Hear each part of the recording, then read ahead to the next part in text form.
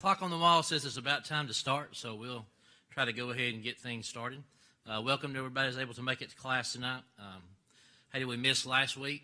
Wasn't able to have our class. I know somebody said, well, I was trying to watch y'all online. I couldn't get it, well, because we didn't have class last week. But COVID fairy hit our house, we have been through that, and I'm better than fine, back at work, have been for a few days.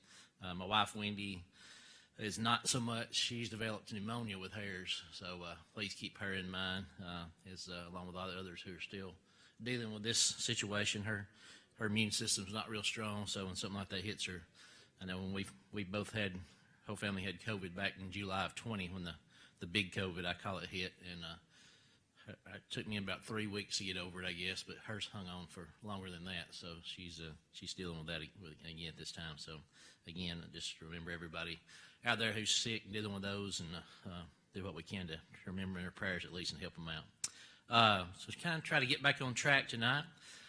Somebody had asked me the last class meeting if I mind putting out a kind of an outline form, and I do have some of those. They're on the back table back there by the communion cups. If you'd like one of those, just kind of let you follow along with what's going on in our lesson, and maybe a place to kind of guide you as you take notes. Because as I always say, anytime I teach a class, and please follow along and double check. And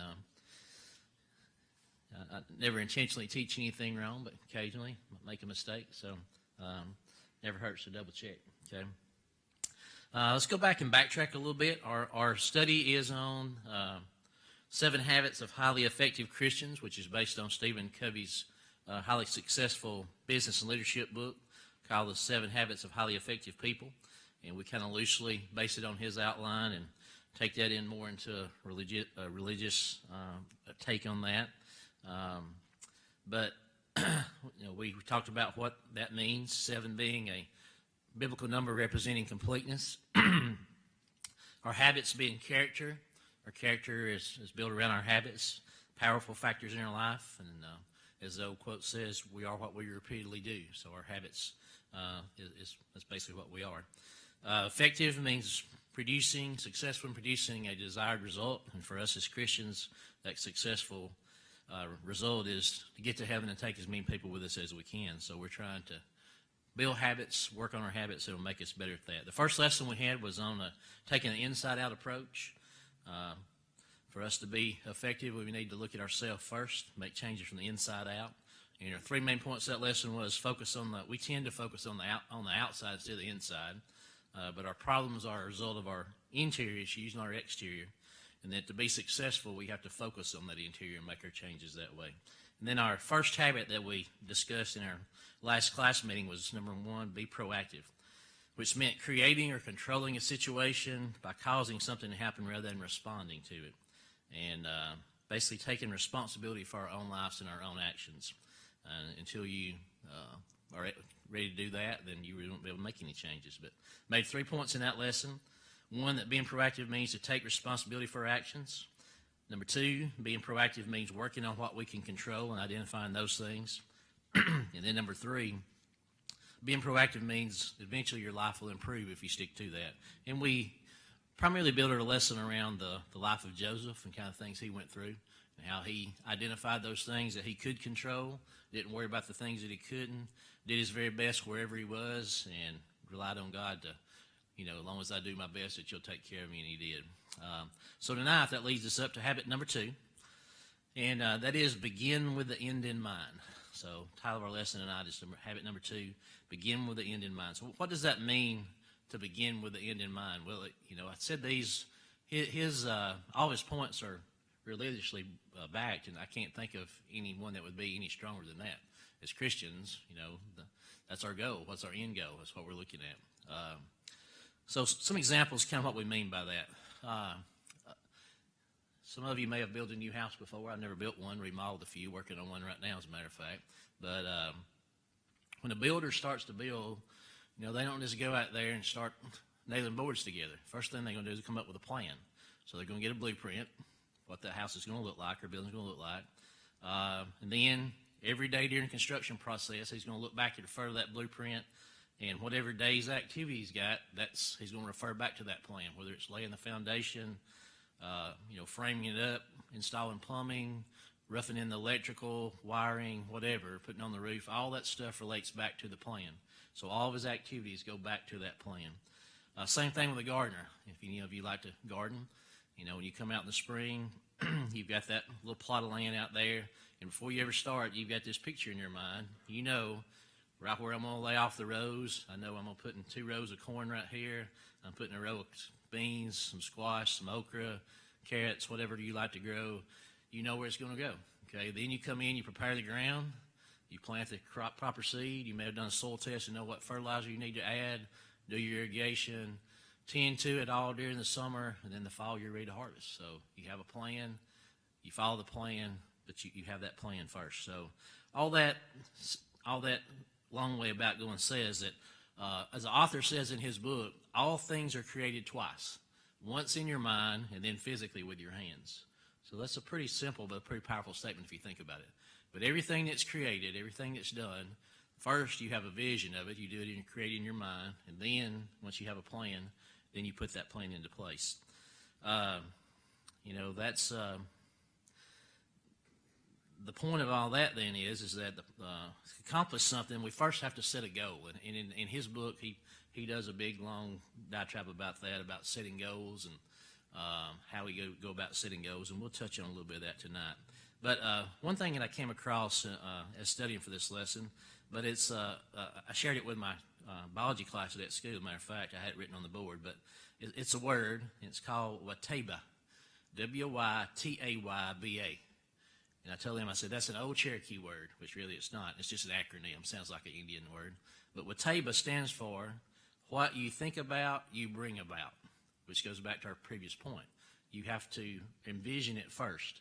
So what you think about, you bring about. I also teach anatomy, and the brain is one of the more amazing parts of our body. We still hadn't figured out exactly how it works. We base our computers off of that, and our brain is still so much more sophisticated than the best computer we've got. But there's a part of your brain called the RAS, R-A-S. It's the reticular activation system. And it's your brain's filter that kind of determines what you focus on, what you're aware of. We talked in our last lesson about awareness, that what makes us different from the animals is that we have awareness. We don't do things just off of instinct.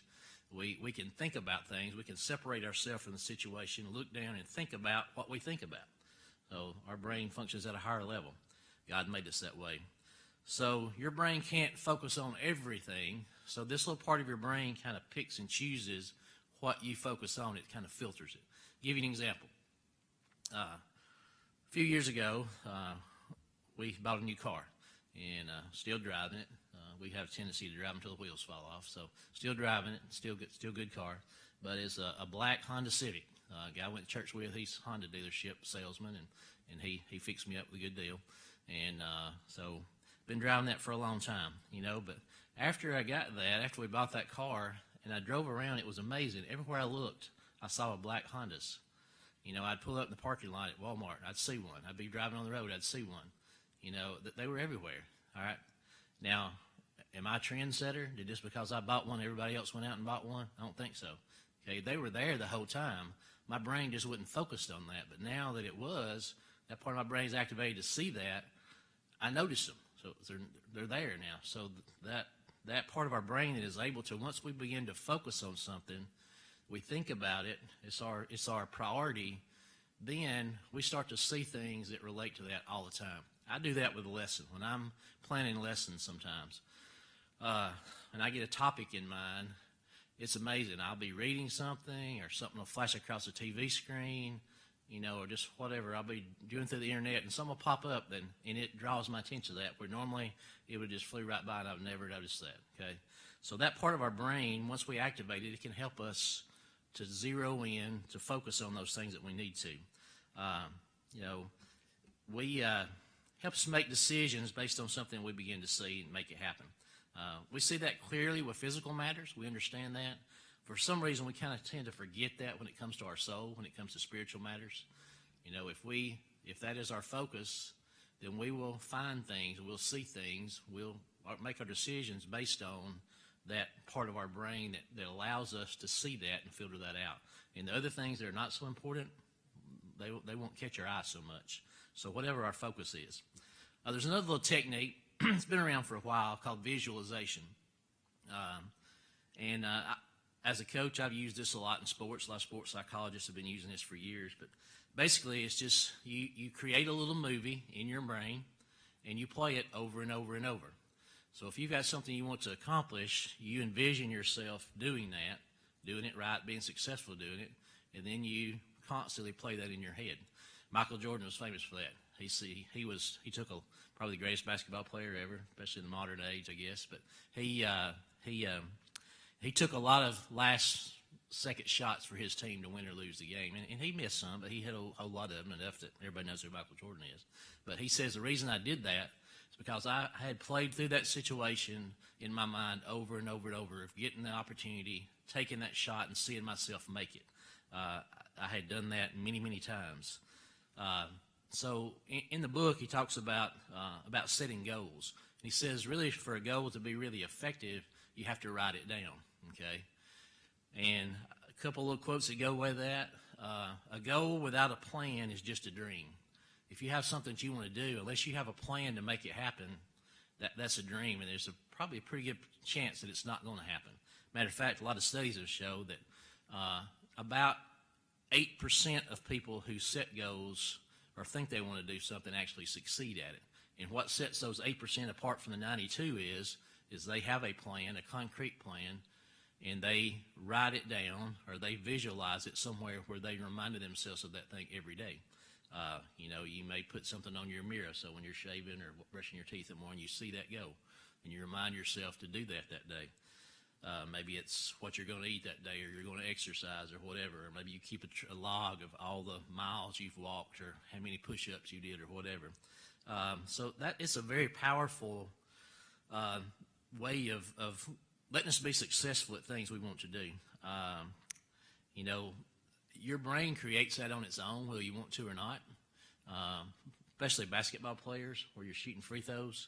When you're at the end of the game and you're up at the free throw line and you got to hit these to tie it or take the lead or go in overtime or whatever, you're going to get nervous.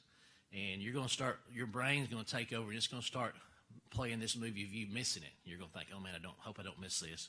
Everybody's going to be disappointed. I'm going to look like an idiot. I'm going to airball and whatever. I'm going to clunk off the back of the rim. So instead of, you replace that picture with that picture of you being successful, visualization. Another thing, besides just writing them down, this is something I read recently, but Jim Carrey, probably everybody knows who Jim Carrey is, comedian, actor. He very successful, but he wasn't always that way. At one point in his life, he was, I think, maybe taking acting classes, but he had moved out to California, and he was bussing tables, working in a restaurant. He wasn't even waiting tables. He was just cleaning off the dirty dishes. And he had set himself a goal at that time that he was going to be successful in 10 years. And he went to the point that he wrote himself a check, from Jim Carrey to Jim Carrey, $10 million. And at the bottom in the line, it put, for acting services rendered. And he put that check away. And every so often, he would look at that check. Well, almost 10 years to the day from he did that, he got the part in a movie. I think it was Dumb and Dumber, one of his crazy movies he was in. And guess what? They paid him $10 million to do that. So that was his goal. He had that written down, and he could see it. He had a plan for how he was going to do that, and it kept him going. I've used that in coaching.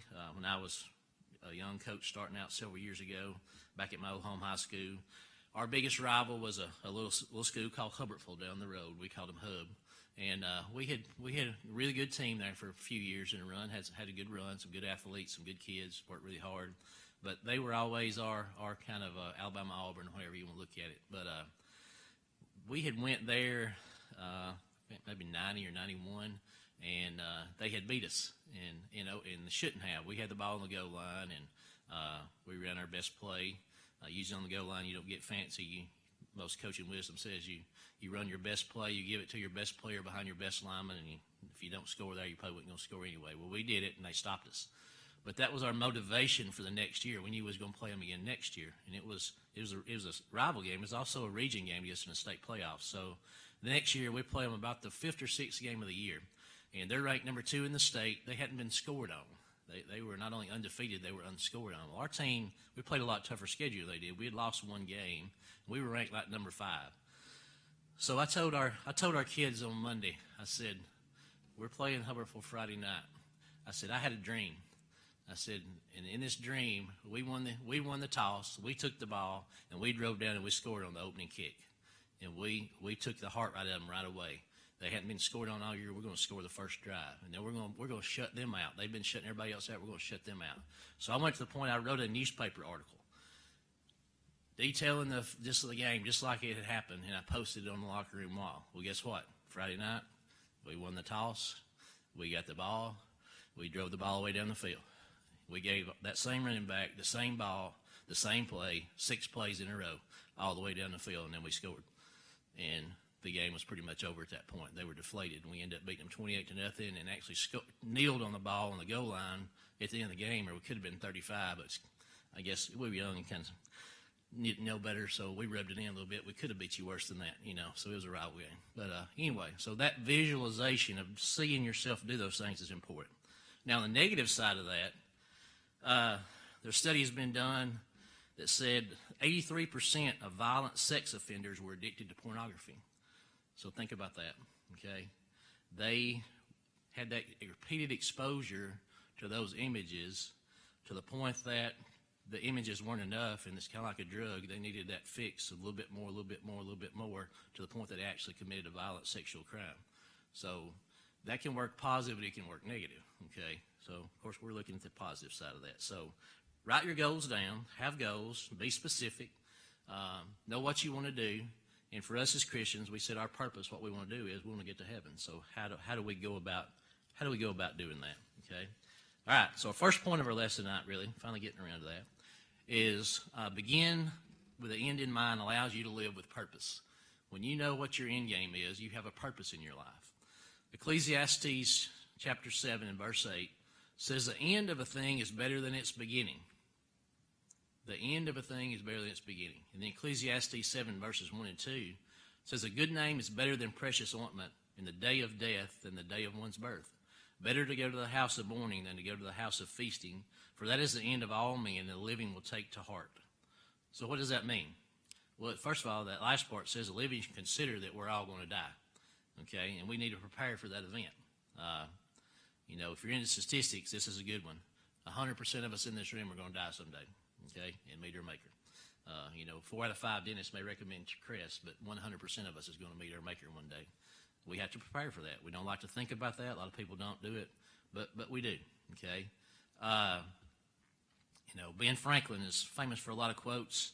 One of his last written things, he was talking about the establishment of the Constitution. He said, the Constitution's been established now. Everything seems to be good, seems like it's going to be durable, but in this world, there's nothing certain except death and taxes. We've all heard that, okay? That was Ben Franklin, beginning of our country. So that's true. So the only things that's going to be is death and taxes. You might cheat the tax man, you won't cheat death, okay? So think about this. Our youth minister did this one time with their kids, and it really struck with me.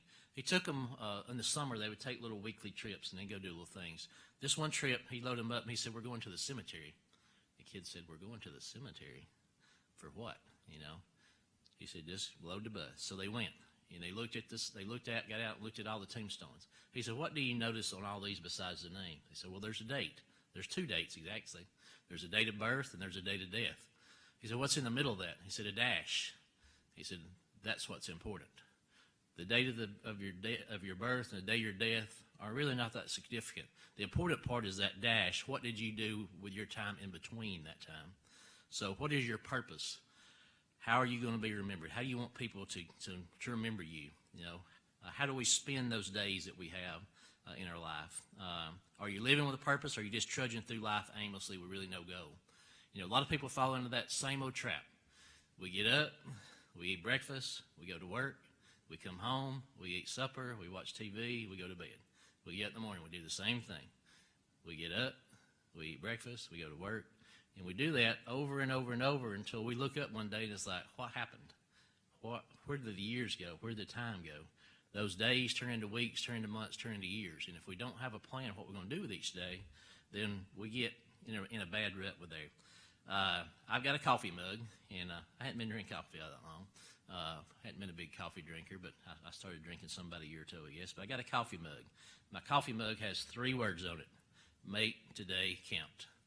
Okay, so I see that every morning. That's my little note to myself when I go about whatever I got going on that day. Make today count. Okay, I'll read you a poem. All right. You may have heard this before. If you're an Alabama fan, you probably have. But says the story is that Bear Bryant always had a poem with him. He kept it in his wallet, and this is what that poem said. It says, "This is the beginning of a new day. God has given me this day to use as I will. I can waste it or use it for good. What I do today is very important because I'm exchanging a day of my life for it. When tomorrow comes, this day will be gone forever, leaving something in its place that I have traded for it. I want it to be gain, not loss, good, not evil, success, not failure, in order that I should not forget the price I paid for it." So, pretty powerful little story there. If you had that where you could look at every day, that would remind you to live with purpose. Because we don't know how many days we got, but we need a purpose. What are we doing with that day? Are we going to waste today, or are we going to make today count? So, good little story there to kind of go with that. In the book, the writer recommends doing this. He calls it a funeral exercise. He says, we have that ability, that awareness where we can back away and look at ourselves. He said, so imagine this situation. You walk in the back of the church building, and you come in, and you see all your friends, family are there. You walk down the aisle. When you get to the front, there's an open casket. The open casket is you. Okay? You are a visitor at your own funeral. All right? There's going to be 4 speakers that day. There's going to be a speaker from your family, one from your friend group, one from your co-workers, and one from your church members. What are they going to say about you? What difference did you make in each of their lives? And he said that will help you determine what your purpose is. I've been to a lot of funerals down through the years. As we get older, we seem to go to a lot more, it seems. My grandmother used to kid her, like, why do you listen to the funeral announcements every morning on the radio? And she said, make sure they don't call out my name, So she would always listen to the funeral announcement on the local radio station. But there was a guy there in our area down in Marion County. His name was Roger Hubbard. I don't know if you ever ran into Roger Hubbard, but he was a great man. He was a preacher, full-time preacher. But he believed that since Paul made his living building tents, making tents, that he should do the same. So he preached full-time in a small little country church, but he also worked a full-time job at Continental Conveyors. And, that was just his take on things. That's fine. He understood about supporting preachers, but he just said, for me, I believe that's the way I should do it. But a great man. Everybody who knew him loved him, never anything negative about him. When he passed away a few years ago, his funeral was one of the happiest occasions I've ever been to. It was literally a celebration of his life. People told stories and jokes about him, because there was no doubt the way he lived his life, where he was headed and where he was at that time. So, I thought at that time, this is what I want my funeral to be like, I don't want it to be a funeral. I want it to be a celebration of my life. I hope people are not there crying. I hope they're there celebrating the life that I lived, and that, we feel like we know where he's at. So the old country song, "Live Like You Were Dying," take that to account. They say when we're born that we cry and the world rejoices. So live your life so that when you die, everybody else cries and you rejoice, because you knew you were where you should be. Speaking of being remembered, there's another story I tell my class sometimes about being remembered, what it is. But how many of y'all heard of the Nobel Prize? Most of us heard of that. So the Nobel Prize is named after Alfred Nobel. Nobel was a Swedish chemist and businessman. His family made a fortune, a huge fortune. I mean, he's like Warren Buffett, what all these rich guys we got today. He was that in his day. And how he made his money is his family developed the formula for nitroglycerin, and they began making weapons, armaments, bombs, and then World War I hit. So they made a killing, literally, off of selling armaments to these countries. Before he passed away, it was the rumor got he was dead, but he really wasn't. His obituary came out in the paper, and he saw it. And in that obituary, it described him as the merchant of death, because so many people had died in war because of his invention. That really bothered him. He didn't sleep that night. So he said, that's not how I want to be remembered. So he set about a fund where he put a big chunk of his money into a fund that funds the Nobel Prize of this day for Peace Prize and other prizes. They give them all different branches of science, but it worked because most of you knew the name Nobel Prize for the prize, not for him as the merchant of death. So he made a point that he was going to be remembered for something else, and he gave away a lot of his fortune. So he was successful in making that. Philippians chapter 1, verse 21 says, "For me to live is Christ, and to die is gain." You know, Paul wrote that from Rome to the Philippians, and he knew at this time that his death was coming up pretty quick, and he was good with that. Okay, he was fine. What he meant there is, for me to live, if I stay alive and I keep doing my work I'm doing, that'll be good for church. That'll be good for Christ's cause. But if I die, that's gain to me, because I know where I'm going. And the longer I stay here, the more I have to suffer, and the more chances I might mess up. He said, so really it'd be better for me to go ahead and die. And then Philippians 1:23, just a couple verses down, he says, "For I am hard pressed between the two, having a desire to depart and be with Christ, which is better." So as Christians, our whole life is spent bringing glory to God, just like his was. And we see that in the first part of this verse here. But we also see in that last part that Paul had assurance that he had accomplished that goal. You know, is it okay for us, or are we being a little conceited, I guess, or arrogant to say when people ask, you going to heaven? Well, I hope so. Is that our reply? I really, and I've said that many times, but really, I think we should say yes. We shouldn't have a doubt. We should be confident in our salvation. If we're not, then we need to re-examine how we're living our life. Paul was, he was a Christian. He did what he's supposed to do. He knew where he was going, and hopefully, Roger Hubbard, I feel like he knew when he was going. He died with a smile on his face, and his family was around him, and they shed a tear because he was gone, but they were very happy for the life he had lived and the example he had been to all of them. So as Paul longed for the day of death because it would bring him face to face to Jesus, hopefully we'll do that same thing. All right, the next point says, beginning with the end in mind allows us to have a perspective of time. Psalms 39:4 says, "Lord, make me to know my end, and what is the measure of my days, that I may know how frail I am." Okay, especially us men in here, but men seem to have that when we're younger, that 10-foot tall and bulletproof, that nothing can hurt me.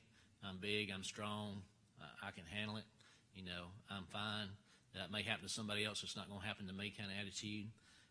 But we really need to think about it. We're one heartbeat away from death at all times.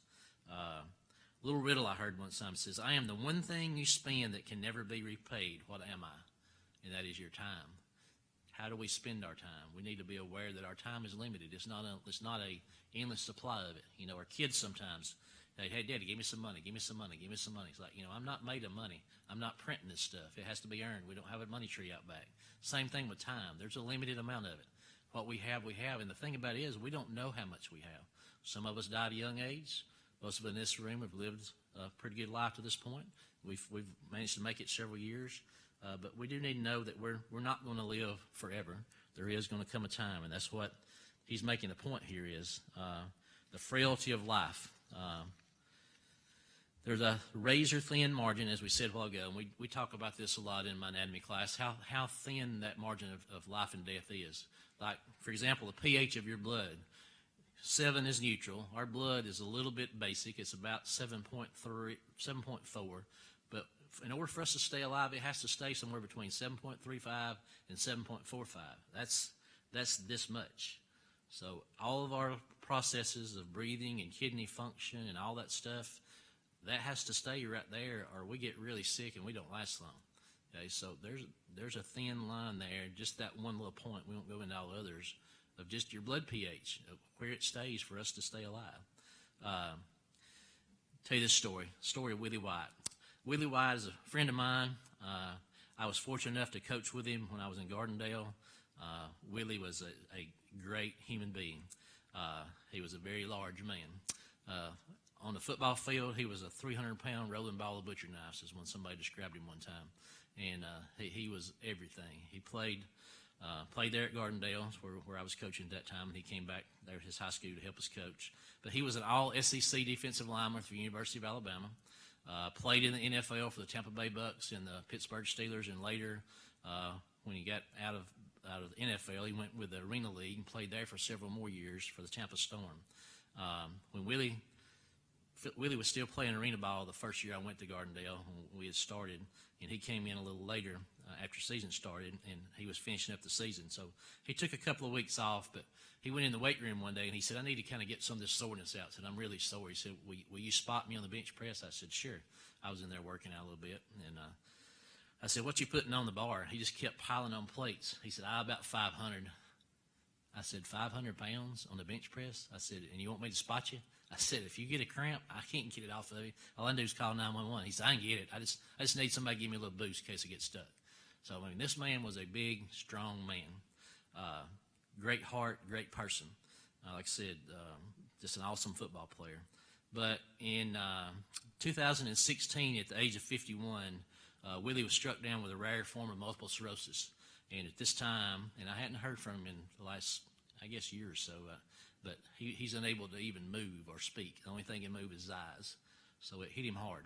They had a fundraiser there to buy a van to get him, transport him back and forth to the doctor. I mean, this big, strong, powerful man was brought to nothing in just no time with a rare disease. So we never know when our health, how long we'll have it.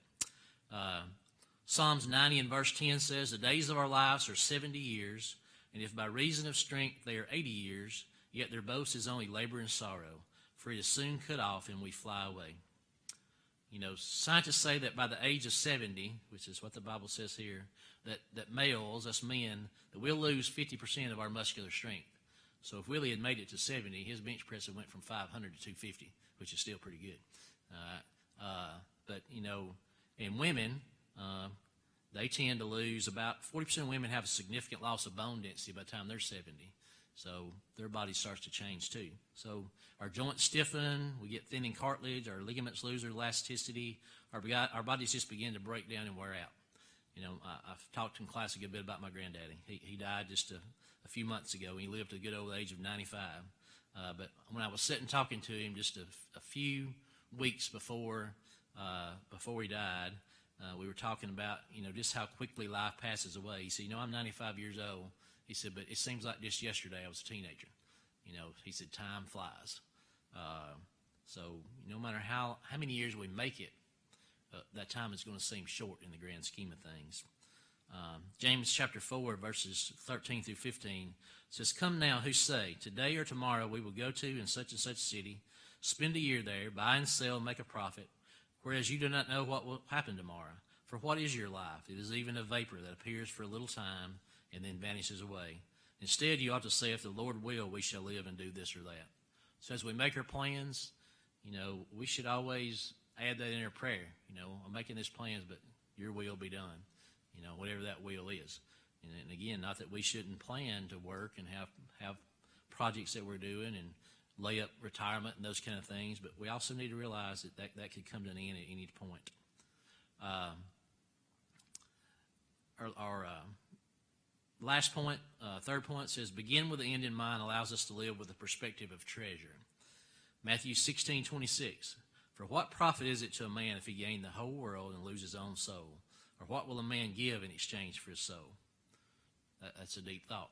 Okay, of all the things we do, all the gain we get, all the things we've collected and has worked for over our life, you know, what is that going to mean to you? You've heard that saying that you never see a hearse with a U-Haul trailer behind it. You can't take it with you, okay? And one day all the things you have will be somebody else's to deal with.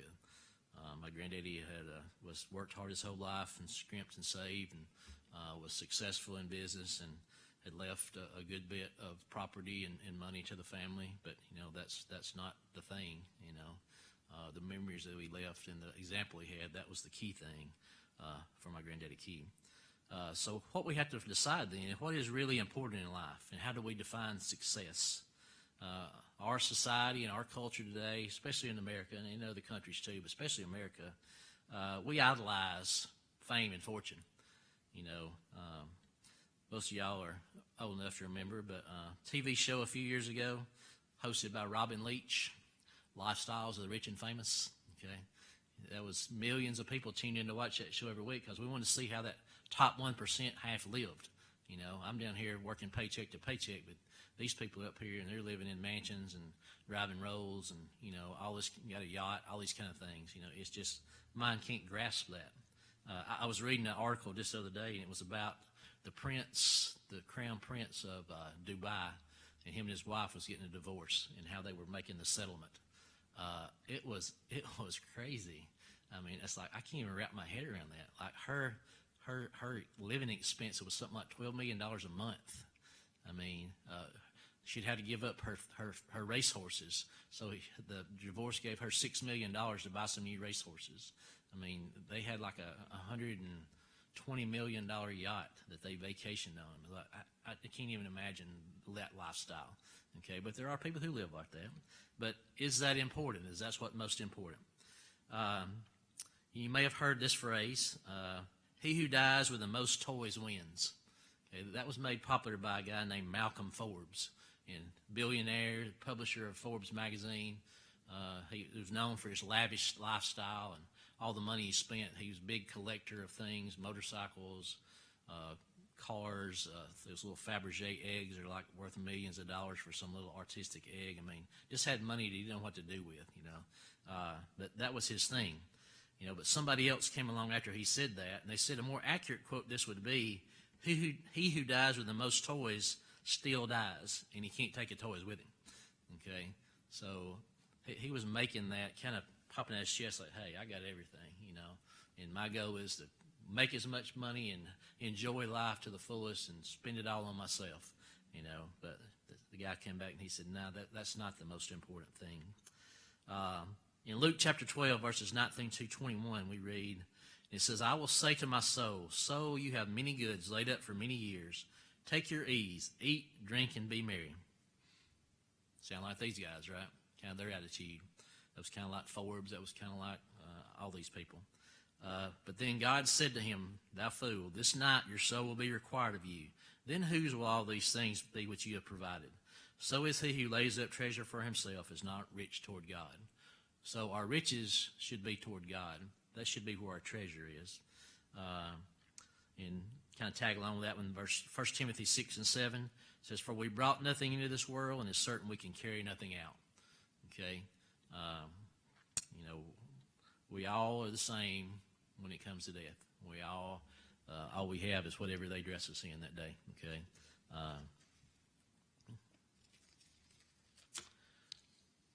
A couple more verses and we'll finish it up. 1 Timothy chapter 6, verses 9 through 10 says, but those who desire to be rich fall into temptation and a snare, and into many foolish and harmful lusts, which drown men in destruction and perdition. For the love of money is the root of all kinds of evil, for which some have strayed from the faith in their greediness and pierced themselves through with many sorrows. So again, here in this verse, he's reminding us that money's not everything.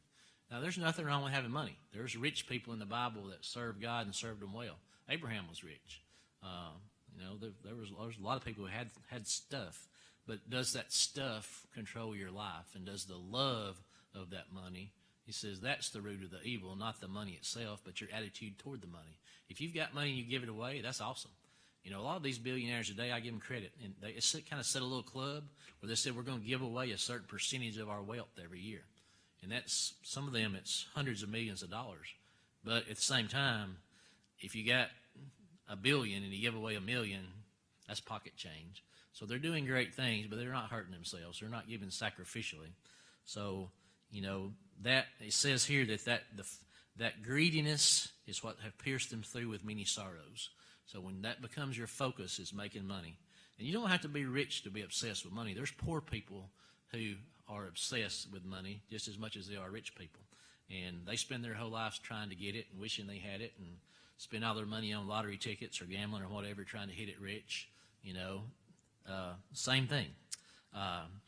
One statement he says in the book, and I think it's a good one. If you don't leave with any other, please remember this one. It says, many people spend their entire lives climbing the ladder to success only to find out it was leaning against the wrong wall. So think about that one. You spent your whole life fighting and scratching, trying to get what you could, thinking that's what's going to make you happy, is riches, fame, fortune. Then when you get there, that didn't make you happy. And pretty much without fail, everybody that we read about or hear about that has died, that are famous, that was not what they were most concerned about at that time. Another person from our past, if you were a child of the 60s or 70s, I know the name David Cassidy. You watch The Partridge Family, okay? But David Cassidy was a pop music star, had big records out. All the girls had posters of him. He was the Justin Bieber, whoever the guy is now, that they all idolized. Also was on the TV show The Partridge Family. He had everything. He had all the riches and fame, and everybody idolized him, looked up to him. But when he died just a few years ago at the age of 67, his daughter was with him. And after he passed, she shared what his last words were. He said 4 words. He said, so much wasted time. So of all the things he accomplished in this world and all the things he had and he did and all the fame and fortune and acclaim, all the magazine covers he was on, that was not important. He said, so much wasted time. I wasted my time doing those things when I should have been doing other things with it. One other thing I'll read to you.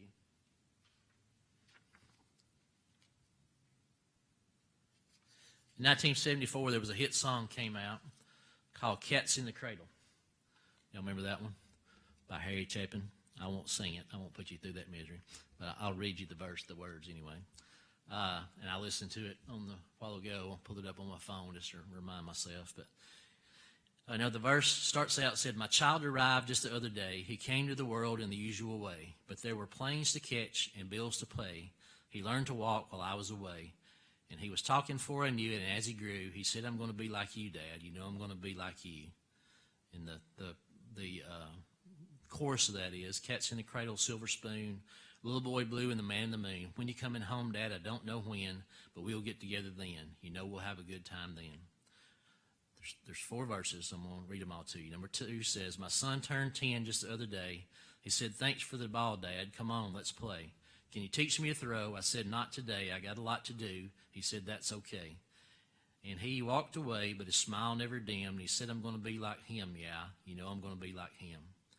And verse 3 says, well, he came home from college just the other day. So much like a man, I just had to say, son, I'm proud of you. Can you sit for a while? He shook his head, then he said with a smile, what I really like, Dad, is to borrow the car keys. See you later. Can I have them, please? And then the final verse says, I've long since retired. My son's moved away. I called him up just the other day. I said, I'd like to see you if you don't mind. He said, I'd love to, Dad, but I can't find the time. You see, my new job's a hassle, and the kids have the flu, but it's sure nice talking to you, Dad. It's been sure nice talking to you. And as I hung up the phone, it occurred to me he'd grown up just like me. My boy was just like me. So a bittersweet story, not much sweet, but bitter story, tragic, about a man who used his whole of his time, his life, building and climbing that ladder of success, and then he looked back at the end, and what had he accomplished? He hadn't spent time with his kids. We all want our kids to have things better than we had, but the statement's made that the most important thing you can spend on your kids is your time. Spend time with them. If you have hobbies, involve them in it, okay? Now, did I always do that? Absolutely not, okay? But I did make some changes later, and I tried to do better the job that later in life. But how are we spending our life? So to wrap it all up in summary, begin with the end in mind. That's an important habit. Live your life with perspective of purpose. Realize that your purpose, set your goals, identify benchmarks, work toward fulfilling your purpose and accomplishing your goals every day. Number 2, live your life with a perspective of time. Live each day like it was your last. And number 3, live your life with a perspective of treasure. Recognize what's really important in life. If we do those things, those are good habits. And like all habits, we can change them. And if we're not there at this point, not too late to make those changes. And if you are doing it, usually we can find some areas that we can do a little better in. Okay. Hope you got something out of our lesson tonight. And again, I hope you'll be back. Our next lesson, the series kind of builds on each other, and we can learn something we can make us better. If we're better members, then we'll have a stronger congregation. Okay, bow with me if you will, and we'll close out with a prayer. Father, we thank you for today. Thank you for all the blessings you blessed us with. Thank you for our health, for our ability to be out tonight. Thank you for our ability to thank you for your word and our ability to study from it. Please that we'll take these verses that we've tonight. We'll think on them more. That we will set those as goals in our life, and we become better servants to thine, and be better serve ourselves and look toward the end. Prepare yourself for that time when we meet you. Father, be with the ones that are sick and unable to be here tonight, the ones who are in other parts of the world that don't enjoy the freedoms we have to be out and worship and study like we have tonight. Father, we won't take those things for granted. Father, bless us, forgive us of our sins, and finally save us in heaven is our prayer in Christ's name. Amen.